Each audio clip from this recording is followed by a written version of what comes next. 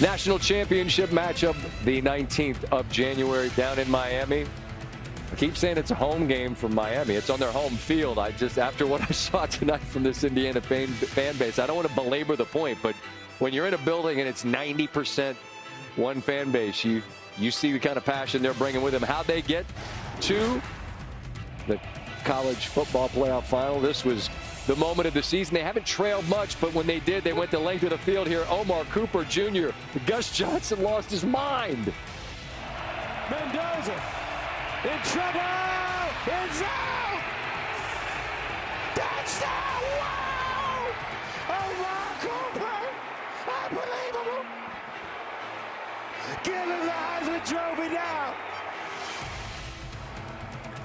They waited till December, but he did get the Heisman Trophy. It was the first win on the road for Indiana against Penn State all time. Been quite a year of history for them, taking on Ohio State, the #1 team in the land. And Elijah Surratt, he is so physical, will win those 50-50 battles. And when Ohio State misses this shorty, Jaden Fielding hooks that and allows Indiana to hang on to the 3-point lead. Their first win over Ohio State since '88. They've lost 30 straight there. So again, it's a season of history in the Rose Bowl, where that fan base traveled out to Pasadena and took over that joint as well. 3 touchdowns in this one. They defeated Alabama 38-3. Indiana's head coach Curt Cignetti, after he watched his guys do to Bama what Bama had done so often to teams through the years. Here's Sid. But I only have one thing to say. Hoosiers! Notice the professional Reese Davis. You never surrender the microphone. If you let go of it, anything can happen. He held onto that thing with a death grip. 4th bowl win in program history. Was their first since 1991. And now tonight here in Atlanta, D'Angelo Pons jumps the very first pass of the game from Dante Moore.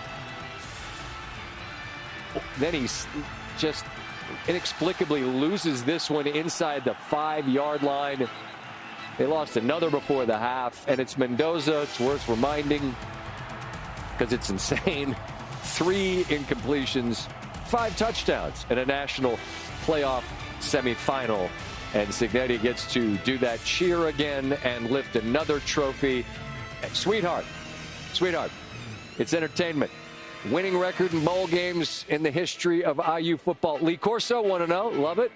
And this time of year, Coach Cristobal is big on trying to go 1-0 today. Well, Curt Cignetti went 1-0 today. 2-1 in his career in bowl games. Indiana gets a step closer to the first national championship in program history. They take on the Canes, looking to grab their 6th. The last came in 2001, thanks to a team that was legendary in terms of first-rounders, NFL stars, Hall of Famers. Ed Reed, Clinton Portis were on that squad. Rosters have wildly different paths. Indiana doesn't have a single 5-star recruit, just 8 4-stars, but they've been heavy in the portal. They got a lot of adults. Miami's got 45 4 or 5-stars. Despite the difference, both teams certainly have adapted to the portal era, evidenced by their star transfer quarterbacks. Hoosiers will try to be the 3rd consecutive Big Ten team to win a national championship. Only other time that happened was from 40 to 42 for Miami. They look to join Clemson as the only ACC programs to win the college football playoff. Dusty Dvorak is alongside. We appreciate the effort. You were with me in D.C. last night. Here we are in Atlanta, and I feel like so many of the things you have talked to me about this Indiana team showed themselves tonight. They are relentlessly prepared, and they execute at a furious level. You got a couple examples of both those things? I do, and it's the first play of the game. It is about that preparation, and it's about that execution, and it's this D'Angelo Pons pick 6. And you want to talk about a tone-setting play for this game. Laser focused from the jump, right here at the cornerback spot. And it's just a simple out route, Scotty. Ain't nothing special about this, but I want you to watch as this unfolds. And D'Angelo Pons, he's going to have vision on the quarterback the entire way, the entire time. Dante Moore is going to make this pass. A little mistake throwing it back inside. But you see as he gets out of his break, jumps that route, jumps the pass, anticipating what's coming. The preparation was there. The execution was there. And you got the sense from that moment, oh boy, Indiana came to play. And how about this? I mean, this is just so good. from Fernando Mandoza like he was all night. This safety's going to drop down. We only got one single high safety to the field. So now this is working to the boundary. Man-to-man, the freshman Brandon Finney's been really good. You know what's been really good? Charlie B. And watch him with this inside. He's going to come inside off the line of scrimmage, win, and then get back vertical. It's all about the little things, being able to win at the line of scrimmage and do what you do. And as this unfolds, now I want you to watch Fernando Mendoza's eyes. He's going to start coming back to the left. So now his eyes are back to the left. He's holding this single high safety over here. And what did I say the other night, Scotty? If Charlie, he's leaving. And he knows Mendoza, he's going here the whole way. He's looking to work back. But now it's about you got the route you want. You got the 6'4" speedster, Charlie Becker. How about ball placement? Does it get any better? Look where that football is located, ladies and gentlemen. You cannot throw a better pass than that. Charlie Becker goes up. He high points it. Brandon Finney's in pretty good trail position, hand up. But strong hands from Charlie Becker. He brings it in. It's a touchdown. It looks easy. Because they make everything look easy. The way they execute, the way they prepare, it's unbelievable. We saw it from the opening snap, and we saw it all night. So far in the playoffs, Scott, Fernando Mendoza has 5 incompletions and 8 touchdowns in 2 games. Pretty good. It's remarkable. The accuracy he displayed tonight, I mean, whether it's back shoulder throws, whether it's that go route right there to Charlie Becker, the deep out that he threw to Charlie Becker from the far hash outside the numbers, he's letting that football go before Becker's even out of his break. And the ball is placed perfectly.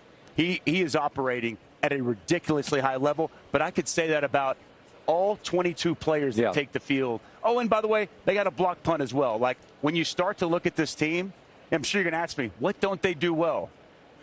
I can't come up with the answer because they do everything really, really well.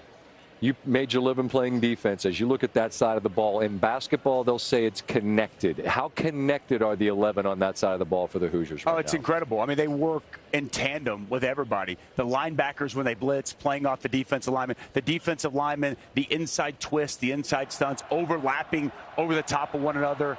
And then the coverage. I mean, they play so well in coverage, understanding routes, playing off of one another in zone coverage, even when they get into man-to-man coverage.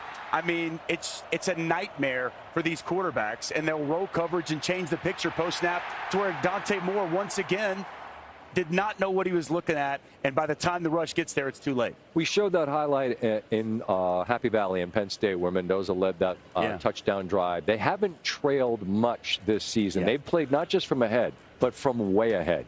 What did Miami do to Ohio State that hadn't happened to Ohio State much this year? They came out and they punched them right in the nose, and they took an early lead. Not just an early lead, but a two-score lead. That's exactly right.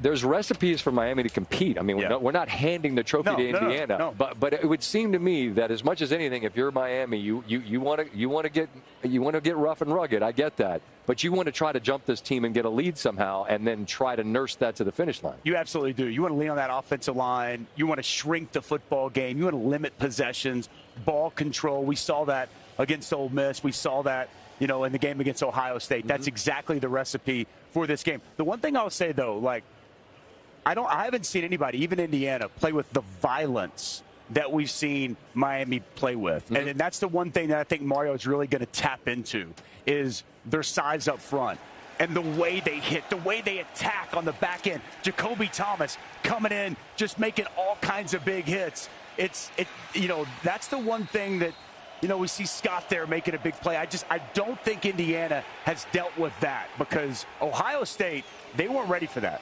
Ohio State came to that Cotton Bowl. You had that game. And they got punched right in the nose. And they never really recovered from that. And that's one thing I do expect Miami to do. I don't think they're going to be intimidated. I don't think they're going to be scared. And I think it's going to be on their terms in their backyard. Now, is that punch going to be enough?